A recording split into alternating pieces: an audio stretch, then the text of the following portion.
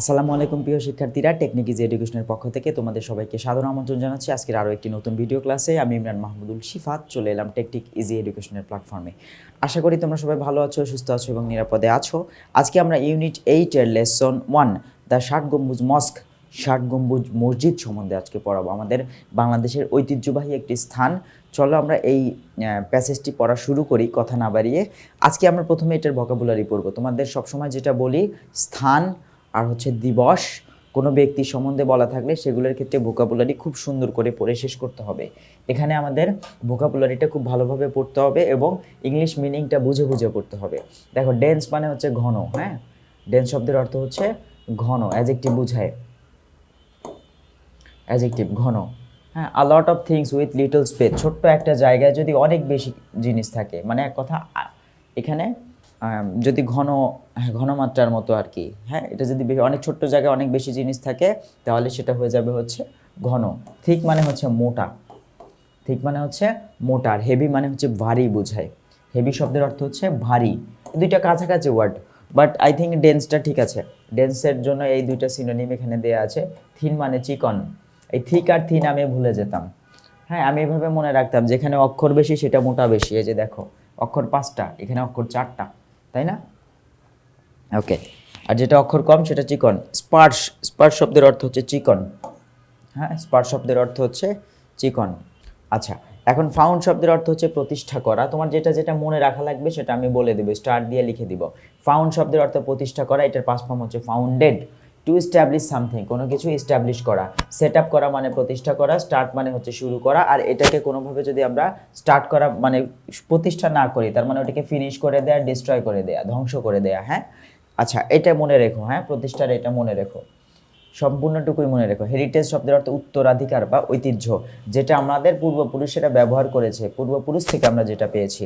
The tradition, achievement, belief etcetera that are part of nation, একটি জাতির যে অংশগুলো মূলত কি ঐতিহ্য, অর্জন এবং বিশ্বাস, এগুলোই হচ্ছে মূলত হেরিটেজ। আর হেরিটেজকে মূলত আমরা ট্র্যাডিশন বলতে পারি। হেরিটেজকে আমরা ইনহেরিটেন্স, ইনহেরিটেন্স মানে কি আমরা ইনহেরিট, পূর্বপুরুষ থেকে যেটা পাই সেটাই হচ্ছে ইনহেরিটেন্স। এখানে আমাদের ইনহেরিটেন্সের এই অংশটুকু মনে রাখতে হবে, ট্র্যাডিশন। হ্যাঁ, ট্র্যাডিশন মানে ঐতিহ্য, মানে হেরিটেজ ট্র্যাডিশন, এভাবে মনে রাখবো। হেরিটেজ ট্র্যাডিশন, হেরিটেজ যেটা সেটা অবশ্যই আমাদের ট্র্যাডিশন, এটা আমরা পূর্বপুরুষ থেকে পেয়েছি। ঐতিহ্যবাহী মানে হচ্ছে ঐতিহ্য বহন করে যে জিনিসটি।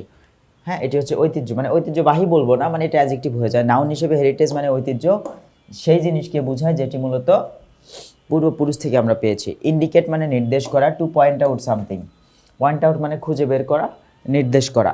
সাজেস্ট মানে দেখানো, শো মানে দেখানো, সাজেস্ট মানে হচ্ছে মতামত দেয়া, তাই না? নির্দেশ করা, মতামত দেয়া। আর কনসিল আর হাইড শব্দের অর্থ হচ্ছে লুকানো। এখান থেকে কনসিলকে মুখস্থ করে রাখবা, কনসিল খুবই গুরুত্বপূর্ণ, ঠিক আছে?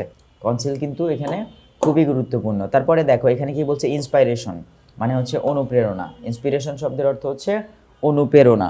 এখানে the process of being mentally stimulated to feel something, কোনো কিছু উপভোগ বা অনুভব করতে, মানে তোমার মানসিকভাবে কি হওয়া, মানসিকভাবে মানে উদ্দীপনার সৃষ্টি হয় যে আমি কোনো কিছু নিজের মধ্যে ধারণ করব এবং সেটাকে পাওয়ার জন্য, সেটাকে অনুভব করার জন্য অনুপ্রেরণা। হ্যাঁ, কোনো কিছুর জন্য অনুপ্রেরণা, এটা কিন্তু noun form. Encouragement, encouragement, encouragement, কাউরেজ না বলে করেজ বলো, তাহলে দেখবা শুনতেও ভালো লাগবে, উচ্চারণটাও সঠিক হবে। এনকারেজমেন্ট সাহস বুঝায়, অনুপ্রেরণা বুঝায়। আর ডিসকারেজমেন্ট হচ্ছে এটার বিপরীত। আউটস্কার্ট মানে হচ্ছে শহরের প্রান্ত সীমা, একদম প্রান্ত ঘেঁষে। আউটস্কার্ট মানে হচ্ছে শহরের প্রান্ত ঘেঁষে। ধরো বাংলাদেশের প্রান্ত ঘেঁষে 4টা জেলা, যেমন উত্তরে আছে হচ্ছে কি পঞ্চগড়, আর এই পাশে হচ্ছে তোমার কি কক্সবাজার যে জায়গাটা রয়েছে, তাই না? এই যে দুইটা জায়গা, এই দুইটা হচ্ছে একদম শেষের দিক না, এখানে পঞ্চগড় হচ্ছে এই পাশে শেষের দিক, শেষের উপজেলা বা শেষের জেলা, ওই পাশে কক্সবাজার হচ্ছে শেষের জেলা। এগুলো প্রান্তের কোনো একটি জেলার শেষের অংশটাকে বলা হয় হচ্ছে আউটস্কার্ট। ওকে, এখানে আমরা মূলত সিনোনিম হিসেবে কাকে পাবো, সাবার্বস আর হচ্ছে বর্ডার্স, যেটাকে আমরা বর্ডার বলি, বর্ডার সেটাই হচ্ছে আউটস্কার্টস। আর হচ্ছে এটা কিন্তু প্লুরাল, হ্যাঁ প্লুরাল, আউটস্কার্টস হচ্ছে প্লুরাল, প্রান্ত সীমা। আর প্রান্ত সীমার মধ্যবর্তী জায়গাকে বলা হয় কি, মধ্যবর্তী জায়গা হচ্ছে এখানে অ্যান্টোনিম হিসেবে ব্যবহৃত হবে। আচ্ছা, রিমার্কেবল শব্দের অর্থ উল্লেখযোগ্য বা লক্ষণীয়।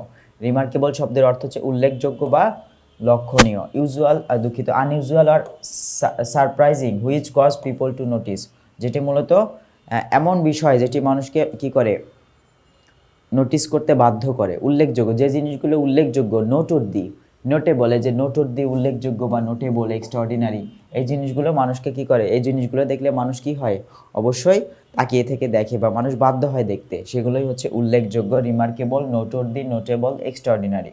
আর এক্সট্রাঅর্ডিনারির সাথে মিল রেখে পড়তে হবে শুধুমাত্র অর্ডিনারি, ঠিক আছে। রিজার্ভয়ার মানে হচ্ছে জলাধার। এ ন্যাচারাল আর্টিফিশিয়াল লেক বুঝে হোয়ার ওয়াটার ইজ স্টোরেড। বিভিন্ন মুভিতে মূলত আমরা এই জিনিসগুলো দেখতে পাই যে হ্যাঁ, ইন্ডিয়ান মুভিগুলোতে দেখা যায় যে বাসায় ওঠার সময় ওই তোমার চার কোণা একটা দেয়াল বানানো, মাঝখানে পানি রাখা, ওইখান থেকে ঘুঁটি দিয়ে দিয়ে পানি নিয়ে ওরা হাত মুখ ধোয়, ঠিক আছে, ওইটা হচ্ছে জলাধার। বাংলাদেশে এটার ব্যবহারটা হয়তো এই মুহূর্তে কম, আমাদের চোখে একটু কম পড়ে। ওয়াটার বডি, ওয়াটার বডি মানে হচ্ছে যেখানে পানি ধারণ করা হয়। পুল মানে পুকুর বোঝায়, এটাও মুখস্থ করা যাবে। আচ্ছা, রিভিল শব্দের অর্থ হচ্ছে প্রকাশ করা। রিভিল শব্দের অর্থ হচ্ছে আননোন কোনো কিছু বা সিক্রেট কোনো কিছু প্রকাশ করে দেয়া। আননোন অথবা সিক্রেট কোনো কিছু প্রকাশ করে দেয়া। এখানে কি, এই যে আননোন অথবা সিক্রেট কোনো কিছু প্রকাশ করা, তাহলে প্রকাশ করাই হচ্ছে রিভিল করা। আমরা ওইভাবে মনে রাখবো, সিক্রেট রিভিল করা যায়। সিক্রেট কি করা যায়, সিক্রেট রিভিল করা যায়। তারপরে এক্সপ্রেস মানে হচ্ছে প্রকাশ করা। ডিসক্লোজ, ক্লোজ মানে ঢাকা, ডিস হচ্ছে তার বিপরীত। কোনো কিছু ঢাকা জিনিসকে যদি তুলে ফেলা যায় তাহলে সেটা হয়ে যায় হচ্ছে ডিসক্লোজ। এটাকে কনসিল বা হাইড, এই যে এটার মতো। ইন্ডিকেট যেমন নির্দেশ করা বোঝায়, এইটার ক্ষেত্রেও কনসিল বা হাইড ব্যবহৃত হতে পারে অ্যান্টোনিম হিসেবে, ঠিক আছে। সাইট মানে হচ্ছে নির্বাচিত স্থান। A place where building town etcetera were, দুঃখিত, was is or will be located, যেখানে মানে কোনো বিল্ডিং বা হচ্ছে টাউন বা শহর, এগুলো মূলত প্রদর্শিত হয় বা এগুলো হচ্ছে অবস্থিত, সেই জায়গাকে বলা হয় সাইট। বিল্ডিং থাকতে পারে, তারপর হচ্ছে শহর থাকতে পারে, সেই জায়গাটা আগে ছিল, এখন আছে, ভবিষ্যতেও হতে পারে, সেটাই হচ্ছে সাইট। ওকে, সাইটের সিনোনিম হচ্ছে স্পট। হ্যাঁ, ট্যুরিস্ট সাইট বলা যায়, ট্যুরিস্ট স্পটও বলা যায়। স্কিল শব্দের অর্থ দক্ষতা। এখান থেকে এক্সপার্টাইজকে মনে রাখবে। এক্সপার্টাইজ হচ্ছে দক্ষতা, একদম মুখস্থ করে রাখবে। স্কিল মানে দক্ষতা, এক্সপার্টাইজ হচ্ছে দক্ষতা। ওকে, তো দ্য অ্যাবিলিটি, এর দ্বারা অ্যাবিলিটি বোঝায় কোনো কিছু করার যোগ্যতা বোঝায়। স্কিল, অ্যাবিলিটি, এখানে কিন্তু অ্যাবিলিটিও ব্যবহার করা যায়, ঠিক আছে। অ্যাবিলিটি ব্যবহার করতে পারবা, এক্সপার্টাইজ ব্যবহার করতে পারবা। এটা ইনকম্পিটেন্স অথবা কম্পিটেন্স, এখানে ওইটা বিপরীত, এটা দুইটাই ব্যবহার করা যাবে। তুমি এক্সপার্টাইজটা মনে রেখো। স্কিল মানে হচ্ছে দক্ষতা, ঠিক আছে, আর এটা হচ্ছে এক্সপার্টাইজ হচ্ছে তোমার দক্ষতা বোঝা। আর কেউ যদি দক্ষতা না থাকে তার মধ্যে, তাহলে সে হচ্ছে অ্যাপাথি বা হচ্ছে সে হচ্ছে উদাসীন, ঠিক আছে। তারপরে আর কি ব্যবহার করা যায়, এটা ছাড়াও আরও বেশ কিছু জিনিস ব্যবহার করা যায়। এখানে মূলত আমরা কি ব্যবহার করতে পারি, ইনডিফারেন্ট। ইনডিফারেন্ট মানে উদাসীন, কেউ দক্ষ আর কেউ উদাসীন, তাহলে এখানে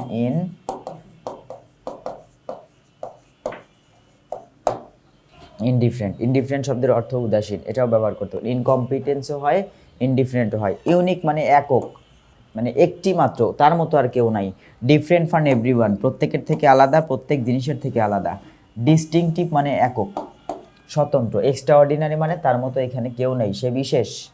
হ্যাঁ, এটা হচ্ছে বিশেষ বুঝায়, অ্যাডজেক্টিভ হিসেবে ইউনিক বুঝায়। হ্যাঁ, আর এটার বিপরীত হচ্ছে অর্ডিনারি। আমরা অর্ডিনারি এর আগে পেয়েছি না উল্লেখযোগ্যের মধ্যে, এগুলো মনে রেখো, ঠিক আছে। যাই হোক, আমাদের এই অংশটুকু শেষ হয়েছে, চলো আমরা এই অংশটুকু পড়ে আসি, দেখো। হেরিটেজ ইজ হোয়াট, ঐতিহ্য হচ্ছে সেই জিনিস, উই ইনহেরিট, যেটি আমরা পেয়ে থাকি বা অর্জন করি, ফ্রম দ্য পাস্ট, অতীত থেকে পাই। Live within the present, বর্তমানে সেটি নিয়ে বসবাস করি। অ্যাট দেন, এবং তারপর পাস অন, এবং পরবর্তী প্রজন্মের কাছে পৌঁছে দিব। To our children or future generation, আমাদের সন্তান বা পরবর্তী প্রজন্মের কাছে যেটা আমরা পৌঁছে দিব। তাহলে যেটা আমরা পূর্ব থেকে পেয়েছি, বর্তমানে আমরা সেটাকে ধারণ করছি, এবং পরবর্তীতে আমাদের পরবর্তী প্রজন্ম অথবা আমাদের সন্তানদের কাছে যে জিনিসগুলো পৌঁছে দিব, সেটাই হচ্ছে ঐতিহ্য বা হেরিটেজ। সেটা নর্মাল একটা বস্তুও হতে পারে, বা হচ্ছে কোনো বিশ্বাসও হতে পারে, বা হচ্ছে কোনো ধরনের কোনো কিছু চর্চা হতে পারে। হ্যাঁ, যেটাই আমরা পেয়েছি অন্যের কাছ থেকে, আমরা নিজেরা ধারণ করেছি, পরবর্তীতে আমার সন্তান সন্ততিকে দিয়ে দিব, সেটা তারা ব্যবহার করবে বা তারাও এটার চর্চা করবে। হ্যাঁ, তখনই সেটা হয়ে যাবে হচ্ছে ঐতিহ্য।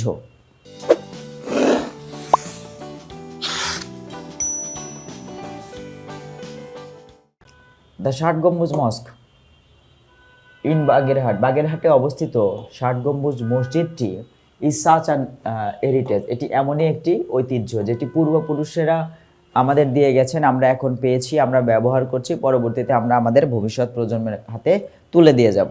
ইট became a UNESCO world heritage site, এটি হচ্ছে ইউনেস্কো কর্তৃক ঘোষিত, ইউনেস্কো কর্তৃক ঘোষিত বিশ্ব ঐতিহ্যবাহী স্থান, বিশ্ব ঐতিহ্যবাহী স্থান হিসেবে জায়গা করে নিয়েছে ইন 1985, 1985 সালে। কত সালে? 1985 সালে। অরিজিনালি মানে হচ্ছে পূর্বে, অরিজিনালি শব্দের অর্থ হচ্ছে পূর্বে।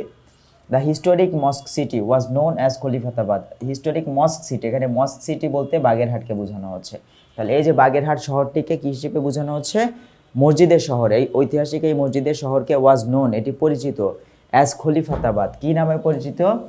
খলিফাতাবাদ নামে পরিচিত ছিল। তাহলে এখন বাগেরহাটের পূর্ব নাম কি?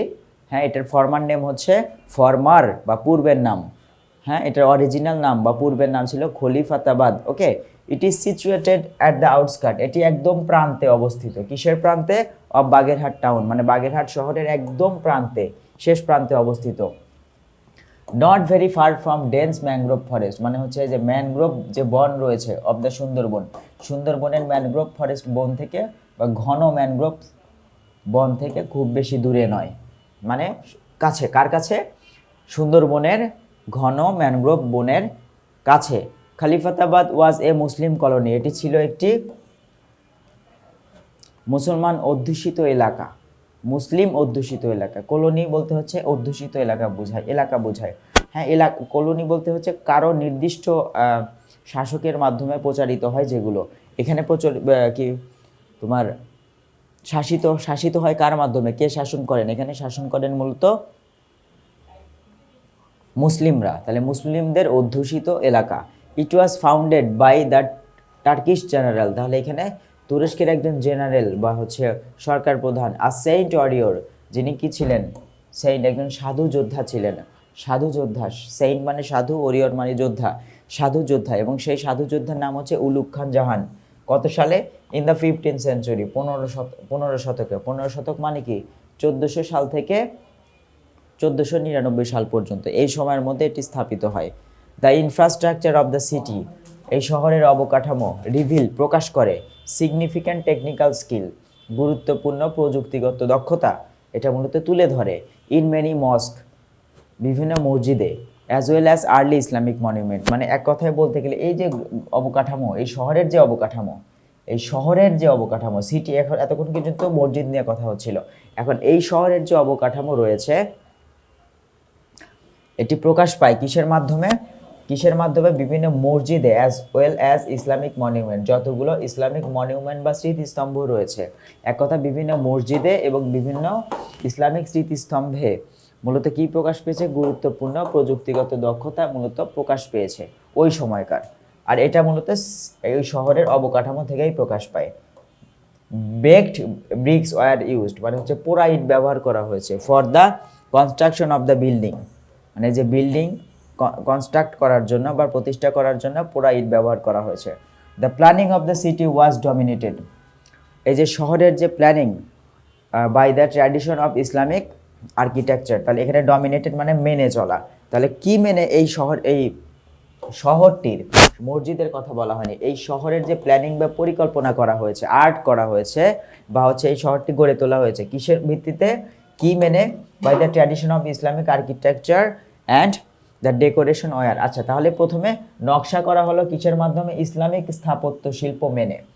ইসলামিক স্থাপত্য শিল্পের যে ঐতিহ্য আছে আমাদের পূর্বপুরুষ বা তারও পূর্বপুরুষ, 1400 সালে যেহেতু তৈরি হয়েছে, 1400 সালের আগে যে ইসলামিক স্মৃতিস্তম্ভগুলো ছিল বা ইসলামিক ঐতিহ্য ছিল, সেই ঐতিহ্যগুলো মেনে মূলত পরিকল্পনা করা হয়েছে, এই ঐতিহ্যগুলো মেনে মূলত পরিকল্পনা করা হয়েছে। And the decoration were a combination, এবং এটা যে সাজানো হয়েছে কিসের মাধ্যমে? Were combination of Mughal and Turkish architecture. তাহলে যখন তোমার কি ডেকোরেশনের কথা বলা হবে তখন সেখানে মুঘল এবং তুরস্কের যে স্থাপত্য শিল্প, দুইটার মিশ্রণ ঘটেছে। আর যখন শুধু নকশার কথা বলবে তখন সেটা হবে হচ্ছে ইসলামিক আর্কিটেকচার। এখানে হচ্ছে মুঘল এবং টার্কিশ আর্কিটেকচার ফিক্সড করে দেয়া, এই দুইটাই শুধু। আর এখানে প্ল্যানিংটা হয়েছে তোমার কি ঐতিহাসিক বা হচ্ছে ঐতিহ্যবাহী ইসলামী আর্কিটেকচার মেনে। খান জাহান বিল্ট এ নেটওয়ার্ক, তিনি কি তৈরি করেছিলেন? বিল্ট এ নেটওয়ার্ক, একটি নেটওয়ার্ক বা হচ্ছে তোমার সংযোগ তৈরি করেছিলেন অফ রোডস, ব্রিজ, তারপর হচ্ছে public buildings and reservoirs to make the city habitable, মানে হচ্ছে এই শহরটিকে বসবাসযোগ্য গড়ে তোলার জন্য তিনি মূলত রাস্তাঘাট, সেতু, সরকারি ভবন এবং জলাধারগুলোর একটি সংযোগ তৈরি করেন। দেয়ার ওয়ার অ্যাবাউট 360 মস্ক, এখানে 360টি মসজিদ রয়েছে ইন দ্য সিটি। কতগুলো? 360টি মসজিদ। অ্যামং দেম, এগুলোর মধ্যে দ্য মোস্ট রিমার্কেবল, মানে বেশি উল্লেখযোগ্য, নোটেবল বা নোটর্দি, হ্যাঁ, ইজ দ্য মাল্টি-ডোমড 60 গম্বুজ মস্ক। মানে এতগুলো রয়েছে, তার মধ্যে সবচেয়ে বেশি উল্লেখযোগ্য হচ্ছে বহু গম্বুজ বিশিষ্ট, মাল্টি-ডোমড বলতে বহু গম্বুজ বিশিষ্ট 60 গম্বুজ মসজিদ। দ্য মস্ক ইজ ইউনিক, এটি কি একক বা স্বতন্ত্র, তাই না? ইন দ্য সেন্স, কোন ক্ষেত্র বিবেচনায়? দ্যাট ইট হ্যাজ 60 পিলার, এটির কি রয়েছে? 60টি পিলার বা স্তম্ভ রয়েছে। দ্যাট সাপোর্ট দ্য রুফ, যেটি মূলত তার রুফ বা ছাদকে ধরে রেখেছে। উইথ 77 লো হাইট ডোমস, এবং সেই ছাদের উপরে 77টি কম উচ্চতার গম্বুজ রয়েছে। তাহলে একে তো তোমার মনে করো যে এই 60টি পিলারের মাধ্যমে ছাদকে ঠেলা দিয়ে ধরে রেখেছে, মানে উপরের দিকে ধরে রেখেছে, এবং শুধু ছাদই নয়, ছাদের উপরে আরো 77টি গম্বুজকেও এই 60টি পিলার ধরে রেখেছে। The 4 towers at 4 corners have smaller domes at the top as well. তাহলে এখানে 4টি টাওয়ার অ্যাট 4 কর্নার, 4টি টাওয়ার হচ্ছে 4টি কর্নারে, 4টি টাওয়ার রয়েছে 4টি কর্নারে। মানে এখানে মানে আমাদের শুধু এখানে বলা হলো হচ্ছে পিলারের কথা, এবং পিলার বাদেও ঘরের যে চারপাশের খুঁটি থাকে না, এটাকেই বলা হচ্ছিল 4টা টাওয়ার। এই 4টা টাওয়ারের কি রয়েছে? তোমার 4টা করে have smaller domes at the top as well. তাহলে 4টা টাওয়ারের উপরে 4টা ডোম রয়েছে। তাহলে এখানে ডোম কয়টা, বা হচ্ছে এখানে তোমার গম্বুজ কয়টা? 77টা। আর এখানে কয়টা? এখানে হচ্ছে 4টা। তাহলে গম্বুজের সংখ্যা কয়টি হলো? 77 4 81টা। The vast prayer hall has 11 arched doorways on the east and 7 each the north and south for light and ventilation। মানে প্রথমে হচ্ছে পূর্ব দিকে 11টি কি দরজা রয়েছে, আর্চড ডোরওয়েজ, মানে হচ্ছে 11টি দরজা এবং সেই দরজা যুক্ত রাস্তা। ধরো পূর্ব দিকে 11টি দরজা আছে, তোমার সামনে ধরো এটা পূর্ব দিক, এই পূর্ব দিক, হ্যাঁ, 11টা দরজা আছে, এবং প্রত্যেকটি দরজার সাথে আরেকটা দরজার একটা করে দরজা শুরু, সেই দরজা দিয়ে বের হয়ে একটা রাস্তা, আবার পাশে আরেকটা দরজা, সেই দরজা দিয়ে বের হয়ে আরেকটা রাস্তা। এই রাস্তা এবং এই রাস্তার মাঝখানে কোনো সম্পর্ক নেই, এই রাস্তা থেকে এই রাস্তা যাওয়া যাবে না, একদম বের হয়ে আলাদা আলাদা ধরে চলে, ক্ষেতের আইল যেমন হয় না, ঠিক সেরকম ধরে একদম সোজা বের হয়ে গেছে। তাহলে পূর্ব দিকে রাস্তা কয়টি? ডোরওয়েজ বা হচ্ছে এখানে খিলানযুক্ত দরজার কথা বলা হয়েছে। তাহলে এই ডোরওয়েজ হচ্ছে 11টি,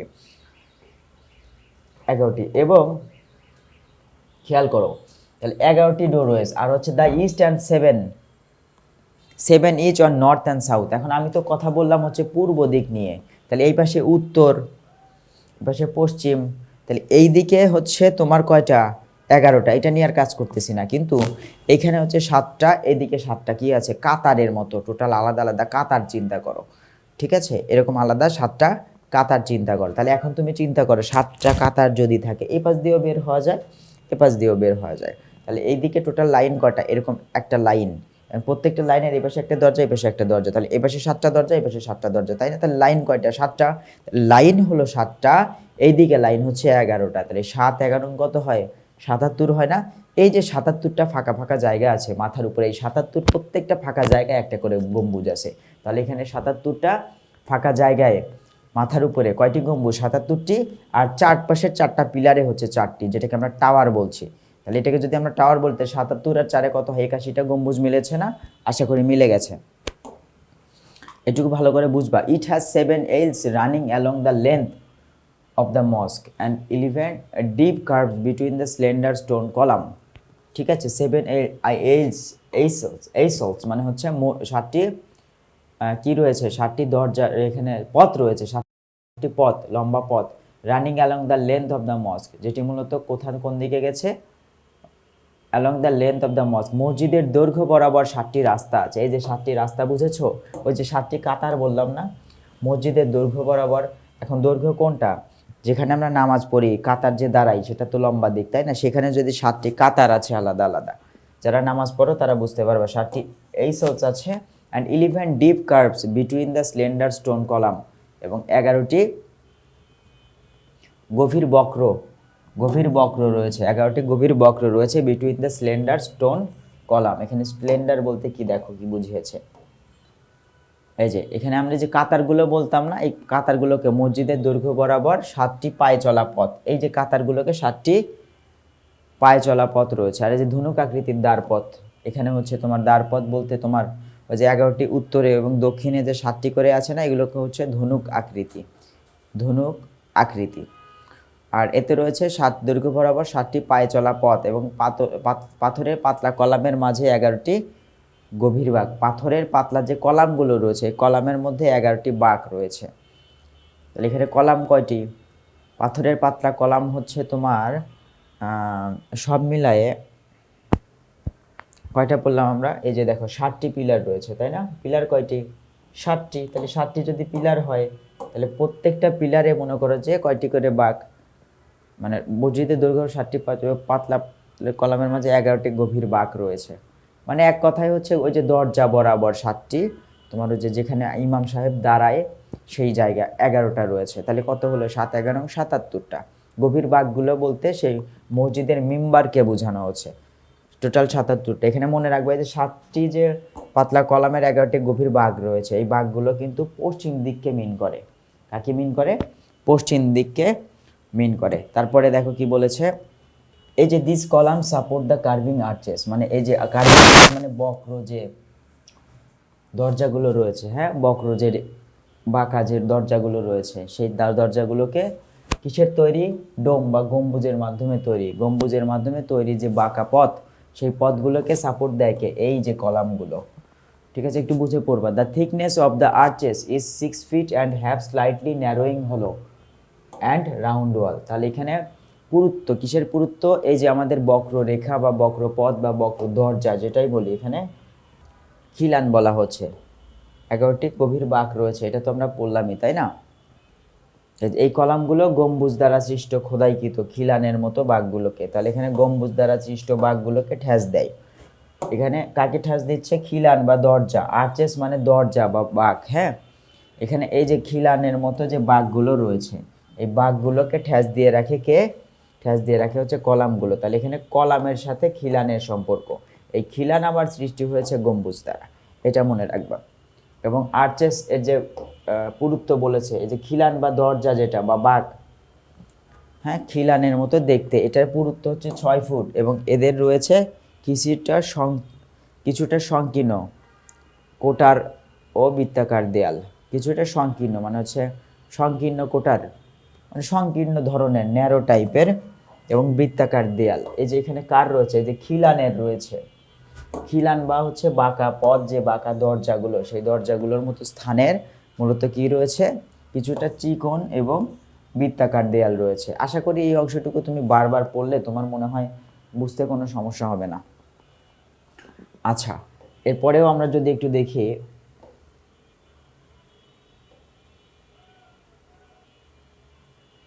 ওকে, the west wall in the interior has 11 মিহরাব। এখন আমাকে একটা কথা বলি, পূর্ব দিকে যদি 11টা পথ দরজা থাকে, তাহলে পশ্চিম দিকেও কি থাকবে, 11টা আলাদা আলাদা গম্বুজের মতো অবস্থান থাকবে, যেখানে ইমাম সাহেব দাঁড়িয়ে নামাজ পড়ান।